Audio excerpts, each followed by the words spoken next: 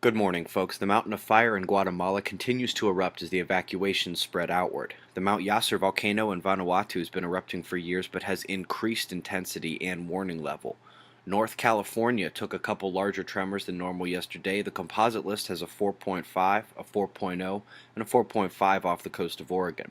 The Northeast Caribbean plate is taking quake swarms once more, and speaking of awakening, the Canary Islands quake list. This is normal. Some days we have one or no earthquakes, some we have 7 or 8, but under 2.0. We saw upticks on September 7th, 10th, and 11th, and after only 3 tremors between the 12th and 13th, the island did its Rice Krispies impersonation yesterday, snap, crackling, and popping with dozens of quakes as we get into this morning, already flooding the list again, and most are over 2.0. She's back on watch, folks. For the first time in a while, the NOAA buoy map shows no data centers in event mode.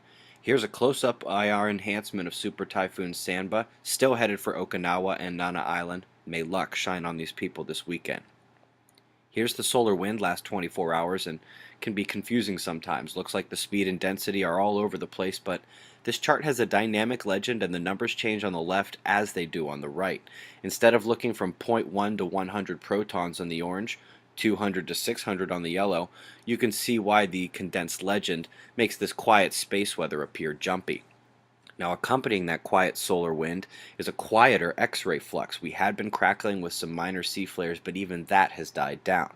Having a look at our primary active regions, very spread out and not a lot of room for collision, mixing, instability. This blue and red segment on the magnetogram gives us our beta gamma class, but this spot may be too spread to pop big flares.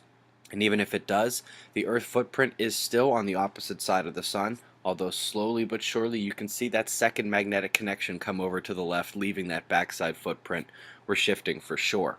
Last 24 hours of the Sun, the primary space weather concern right now has got to be the coronal holes. Slightly bigger than the last few days that we've seen and closer to the equator as well. If you will take your eyes to the left side, that's the Sun's eastern limb, you see a plasma filament on the equator, and this will face Earth by early next week. Coming around to stereo B with the Earth off to the right, this shows what is turning in to face Earth from the backside. Couple of bright active regions, but a big, darker coronal hole at very low latitude.